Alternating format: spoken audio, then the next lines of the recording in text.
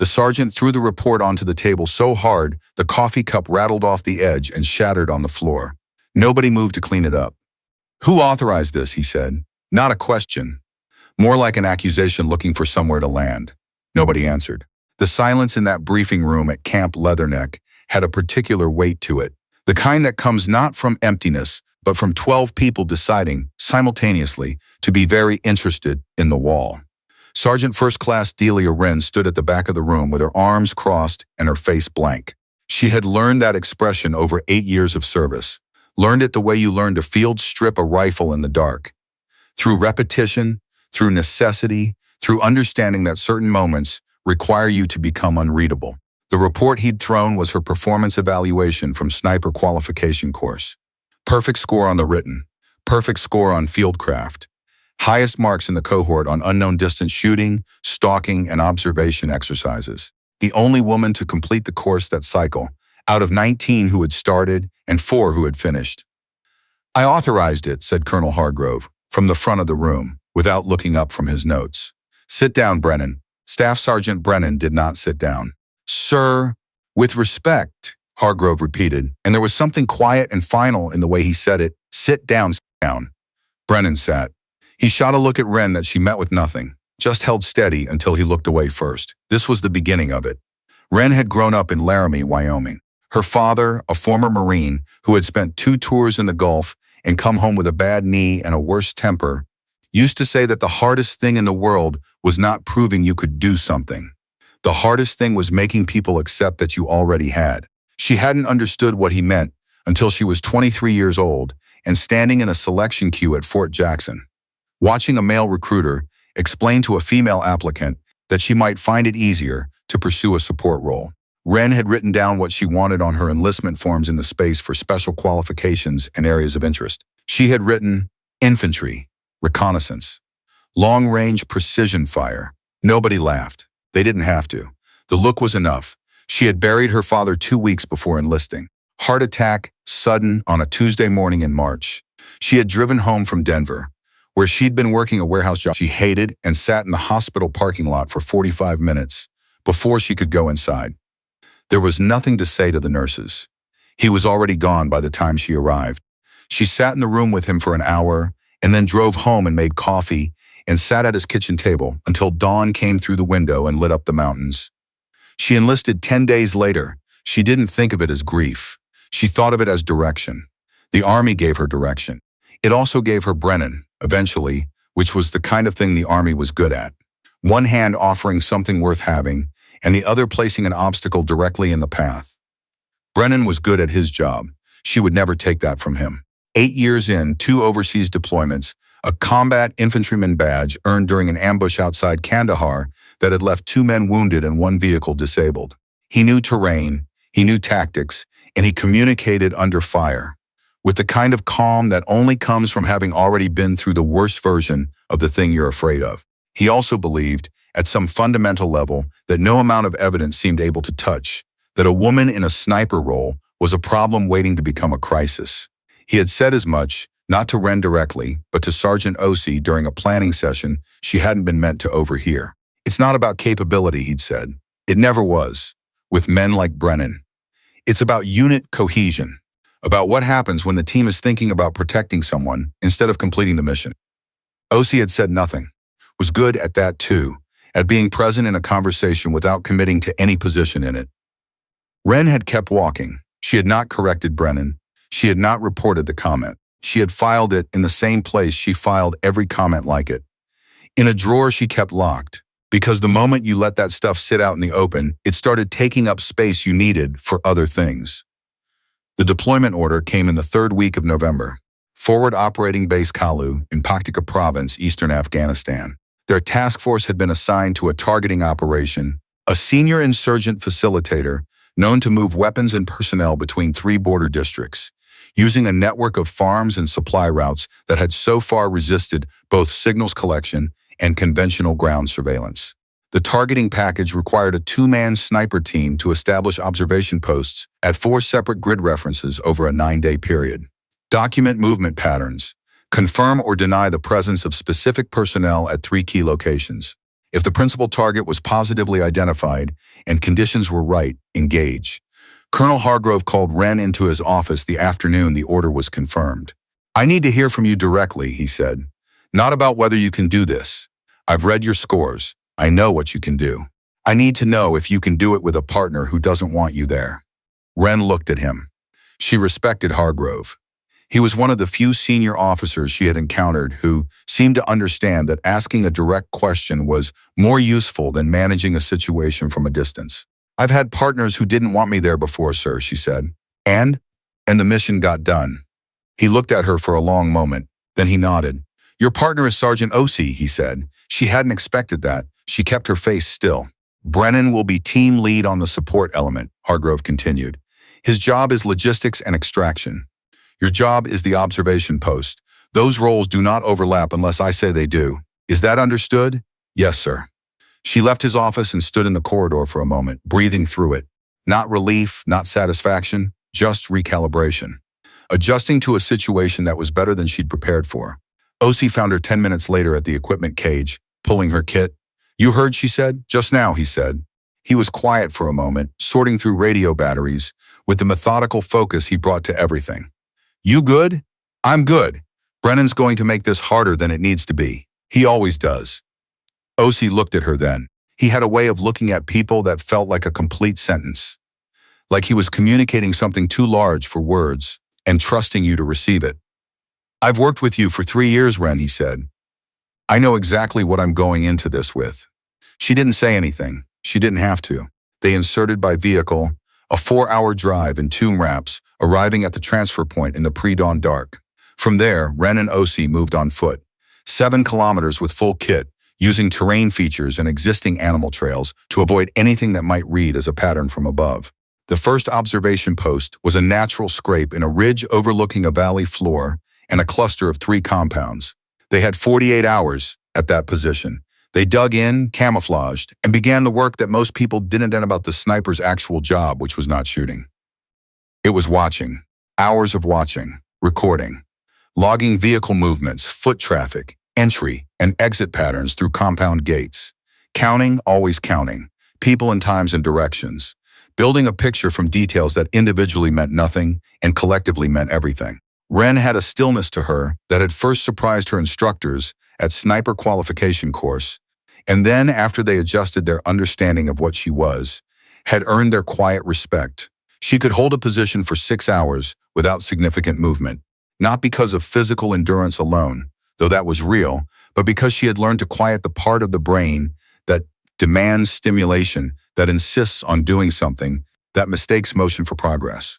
Her father had taught her that too, without meaning to. He had taken her hunting since she was 8 years old, and the first and most important lesson of hunting was this. The animal does not come to you. You become part of the environment, and the animal moves through what it believes is empty space, and you are there. On the second night at the first observation post, O.C. said very quietly, movement, 10 o'clock. Single figure. Wren already had it. She had logged the figure 30 seconds earlier, appearing from a shadow between 2 trees, moving with unhurried purpose toward the compound on the left. She watched through the spotting scope while O.C. tracked through the rifle scope. The figure stopped at the compound gate, made a signal, hand raised, 3 fingers, lowered, and was admitted. Same signal as this morning, Wren said. Yeah, that's the gatekeeper changing shift. Yeah, she logged it. Time, direction, signal pattern, number of individuals involved in the exchange. It wasn't dramatic. It was data. Data accumulated over hours and days until the patterns emerged, the way a face emerges from a blurred photograph, gradually, and then all at once. On the 4th day, Brennan's voice came through on the support net. Overlook, this is base. Status check. Wren keyed her radio. Base, overlook, status nominal. Continue collection. A pause longer than necessary. Overlook, be advised, command is asking about timeline. Are we on track? She understood what was actually being asked. Brennan wanted to know if they had found the target yet. He wanted to know if the mission was producing results, or if there was a case to be made for changing the approach, for putting a different team in, for revising the plan in some way that would reflect the approach he'd preferred from the start. Base overlook. We are on track. Continue holding. Another pause. Copy. O.C. without moving his eyes from the scope said very quietly, he's keeping a record, I know. Wren said. If we don't confirm the target, he'll use it, I know. She went back to watching. What else was there to do? The positive identification came on day 6. The target had moved with discipline, never establishing a pattern, rotating between locations in a way that suggested sophisticated counter-surveillance awareness. What he hadn't accounted for, what the targeting package hadn't fully captured, was a recurring logistical need. Every 4 to 5 days, a specific vehicle arrived at one of the compounds. A white pickup with a welded cab and a particular dent in the front right quarter panel. It came from the north. It left heading west. The arrival of that vehicle, Wren had noted, correlated with the presence of an additional 3 to 4 personnel at the compound gate. Not guards, but something in the body language suggested principals. On day 6, the white pickup arrived, and 40 minutes later, through the spotting scope, Wren confirmed 3 of the identifying features from the targeting package: the gait, the deliberate shoulder positioning, the specific way the figure used a walking staff. I have a positive ID, she said. OC was already on the rifle. Confirm, he said. Confirmed, calling it in. He transmitted the confirmation to Hargrove's command element. The response came back within 4 minutes. Authorization to engage if conditions remained consistent. Conditions were consistent. The shot was at 740 meters. A slight crosswind from the south-southwest. The air was cool and thin at that altitude, which helped. Wren called the wind and the range. OC made the adjustments. They went through the process with the same quiet efficiency they had brought to every other part of the preceding 6 days. The target did not know they were there. He stood in the compound doorway for 11 seconds, speaking to someone just inside. He shifted his weight. He raised the walking staff. OC fired once. What happened after that was not dramatic. There was no dramatic part. There was the mechanical process of confirming the shot, reconcealing the position, beginning the extraction sequence, transmitting the confirmation to command. Wren did each of these things in order and without ceremony. It was OC, when they were 4 kilometers back toward the pickup point and the mission was already behind them, who stopped walking for a moment and exhaled, a single, long breath, and said nothing else. Wren understood. She let him have the moment. Brennan was at the link-up point when the vehicle arrived. He was standing by the second MRAP with his arms crossed, and even in the dark she could read his posture. She had learned Brennan's body language the way you learn to read terrain, not because you like it, but because it tells you what's coming. He waited until OC had moved to the vehicle before he spoke. Here you got confirmation? We got confirmation, Wren said. One shot. He looked at her for a moment. She could see him working through something, recalibrating maybe, or looking for a place to put a reality that didn't fit the framework he'd been carrying. She didn't help him find it. That wasn't her job. Debriefing at 0600, he said. Hargrove wants everyone present. Understood. He walked back to the vehicle. She stood for a moment in the dark, listening to the sound of the mountains, and then she followed. The debrief took 2 hours. Wren and OC walked Hargrove and the S2 captain through the observation log, the pattern analysis, the identification process, the shot. She spoke precisely and without embellishment. OC confirmed every detail. The S2 captain asked 12 questions and noted every answer. Brennan sat to the left of Hargrove and said nothing for the first 90 minutes. Near the end, Hargrove looked up from the logs. The identification protocol, he said. You developed that correlation, the vehicle, the personnel pattern, yourself. That's not in the original targeting package. No, sir. Walk me through how you got there. She walked him through it. The vehicle arrivals, the logistical dependency, the behavioral signatures that suggested the arrival was a constraint on the target's movements rather than a choice. The reasoning process that led her to extend collection at the first observation post beyond the original timeline. Hargrove listened without interrupting. He made 2 notes. When she finished, he set down his pen. He looked at Brennan. Staff Sergeant, he said, I believe you had concerns about this assignment configuration. Brennan straightened. Sir, I think the record reflects. I'm not asking you what the record reflects, Hargrove said. I'm asking you to look at what this team just produced.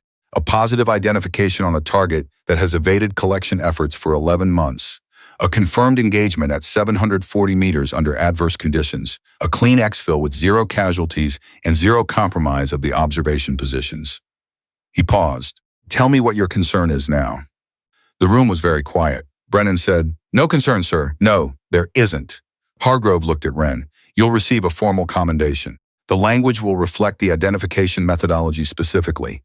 That goes into your permanent record and into the targeting doctrine we share with adjacent units. This was not a lucky shot, Sergeant Wren. This was analysis under pressure, executed over 6 days, in a forward position, with limited communication. That's what we train for. She didn't say anything. She sat straight and received it without flinching, which was all he was asking. After the debrief, when the room had largely emptied, OC fell into step beside her in the corridor. "You know what the funny thing is," he said. "What? Brennan was right about one thing." He paused. The team did spend extra time thinking about one of its members. Another pause, just long enough for the thing to land. Just not the member he was worried about. She looked at him. He was already looking elsewhere, which was the closest OC ever came to a smile. 2 weeks later, when the task force gathered for a transfer of authority ceremony and the unit was formally reassigned, there was a moment at the end. After the speeches, after the handshakes, when the outgoing team sergeant, a Master Sergeant named Coltrane, who had 31 years and 3 combat deployments, and a voice that seemed to come from a place beneath ordinary speech, walked across the room to where Wren was standing. He held something out, a unit patch, the kind given within a team, not officially, not through channels, but as its own kind of record. "I was at your qual course," he said.